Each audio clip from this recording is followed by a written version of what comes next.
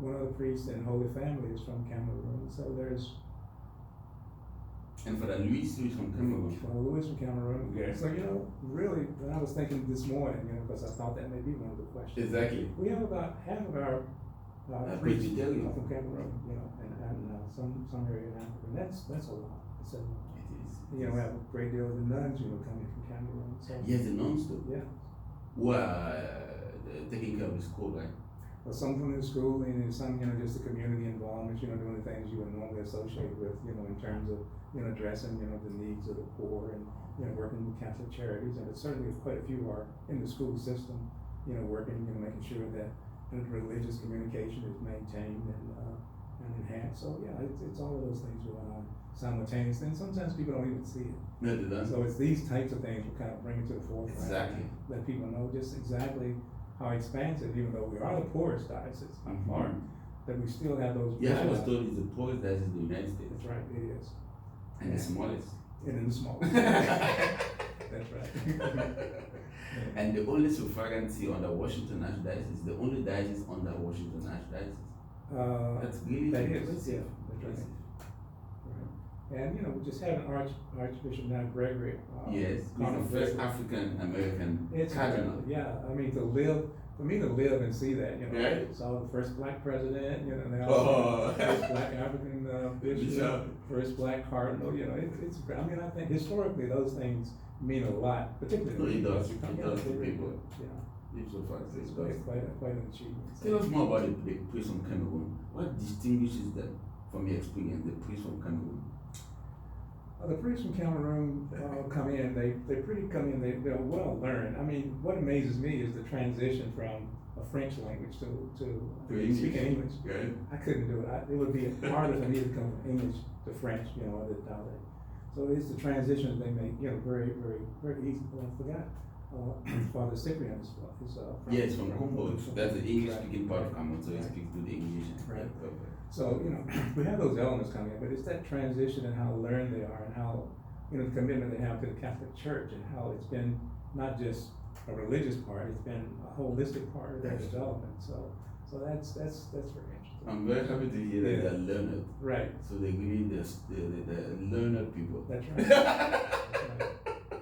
And they can easily integrate into the culture. Yeah. I mean, it's very quick. I mean, I thought Father Touchard is one that I personally saw, and when I first met him, he could not speak English. I mean, he really struggled to speak English. Okay. Then, 2 years later, I mean, he was very prolific, and now, I mean, his English is as good as some.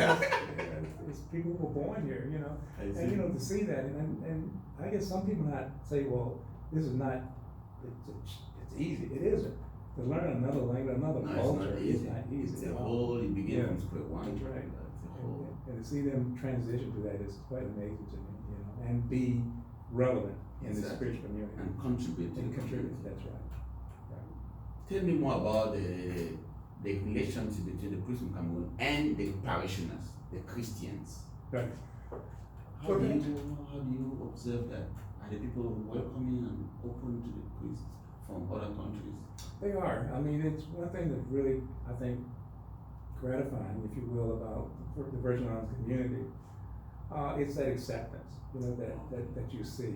I mean, you have all of the other things, just like any culture, like any demographic, you have certain elements that have certain perceptions, and that will always be.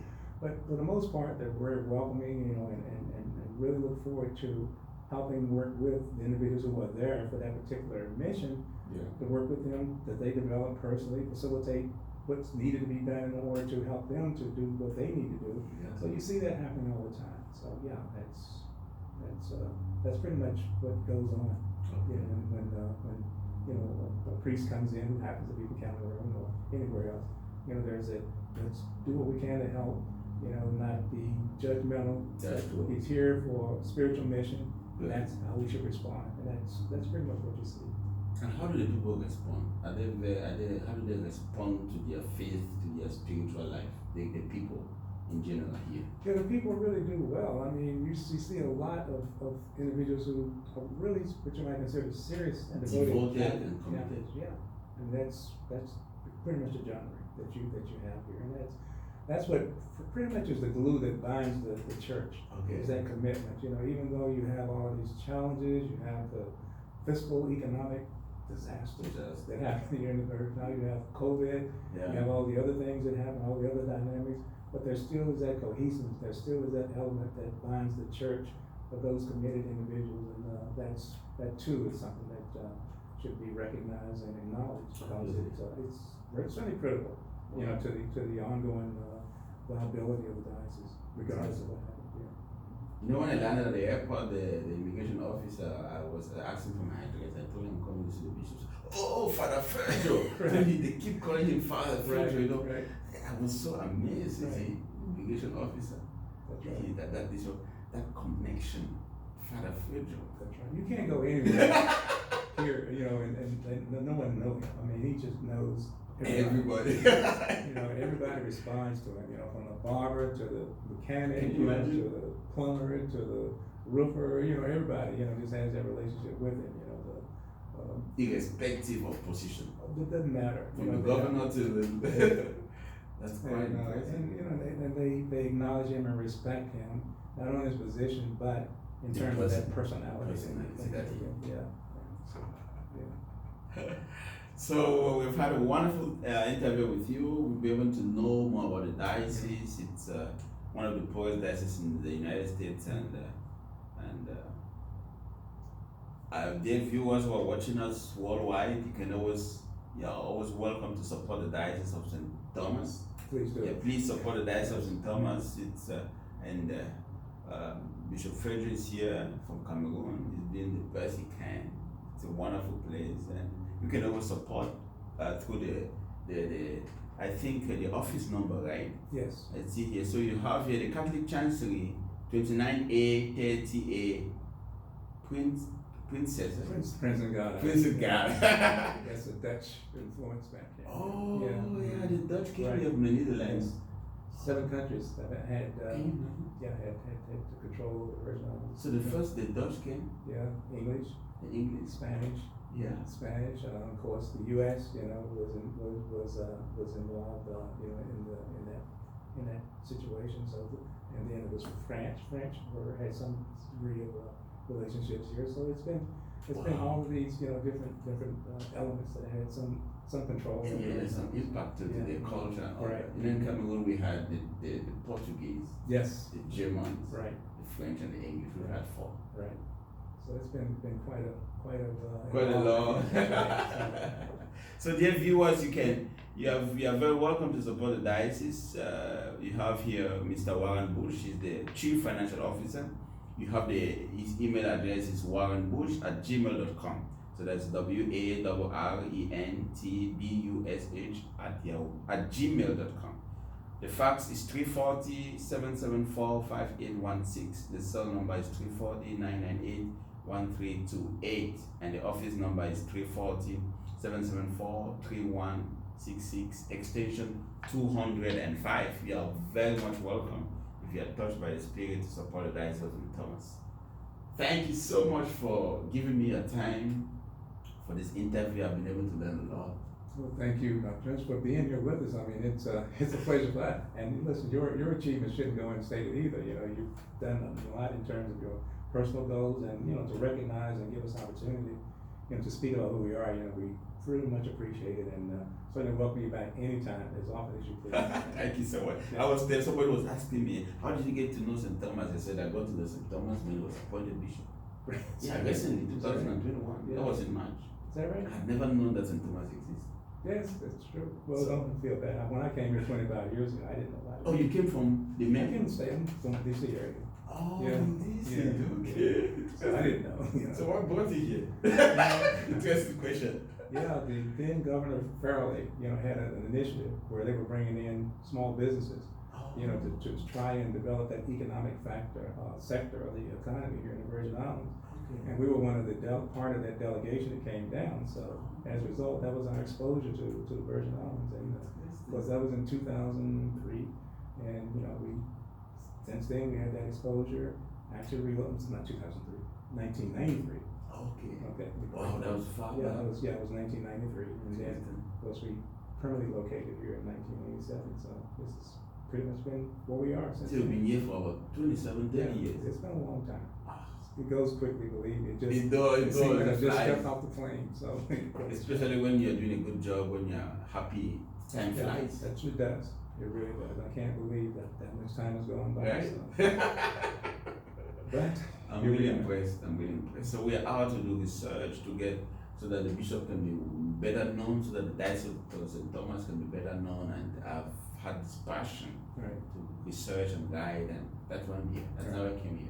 Well, thank you, and I know Bishop Jerome will appreciate this activity No, he does. and the impact it will have. You know, not only exposing and letting people know who he is, but Yeah. letting the world know about the Diocese of St. Diocese. Thomas and the impact that he will have in moving it forward to a higher place and enhance who we are. Exactly. It's important. So you know about his visit to Cameroon, right? He's Yes, going to I do. Cameroon for his Thanksgiving masses. That's right. Is there anybody from the diocese who's going to represent? Do you have any idea? I don't know yet. No, they Okay. haven't made that public, so it's still Okay. it's still It's up to still in date. there. Yeah. So these kinds of things, they happen, and I know that it's been publicized. I feel confident that there will be some individuals who will attend, but for the most part, we will be there in spirit and Exactly. It's and really a support. long way. That's right. Really a long way to go to Cameroon. How does it take to get from there? So to go to Cameroon, you have to, you need to go through Europe. Mm-hmm. So that's a 10 hours flight from Atlanta. When I came in from Germany, I flew from Frankfurt to Atlanta. That was about 10 hours. Okay. From Germany now you need another 6 hours to Cameroon. Oh, jeez. So, and you have to always transit and wait for the plane. So, You mean waiting actually in the airport? That yeah, time? then you can wait for 3 hours for the transition from Yeah. that 1 hour, 2 hours. So in general, that should be about a day's flight. Yeah, but all this time, it's waiting in there. Connected flights. It's a long way. So you've learned a lot about Cameroon just by meeting the Cameroonians. I have, I've known quite. I read a lot about it too, and really? of course, when I love the politics of the entities and the socioeconomic dynamics of entities, and of course read about the president, and of course the challenges that he went through, his age and the conflicts that go on, and So you're abreast with what is happening. Yeah, so I do. I find it interesting, and I think it's important, for anybody to if they want to get a better understanding of who people are, know who they are, know where they come from. Exactly. And it's important. I'm so impressed. Yeah. What you said now is so powerful. At times we say people are complicated, but no, they are not. You just don't understand where they come from. That's right. If you get that, then you can work with them. You can work. That's right. So dear viewers, please learn to inquire, to find out where people come from, read their story, and then you can better work with them. That's right. That's one of the wonderful things that you've told me today. Thank you. Oh, Thank you so much. and it's true. Thank you. So I wish you the best in your ministry as a chief finance officer, and with your family, everything. I wish you the best. Good luck with everything. It was a pleasure. Thank you for your time. And thank you. It's a pleasure meeting you. It's a pleasure this interview, and thanks so much for the interest that you've shown to the Diocese of St. Thomas, and certainly our Bishop Jerome Fujo. Thank you so God much. bless you. Have a nice day, sir. Thank you. You as well. Thank you.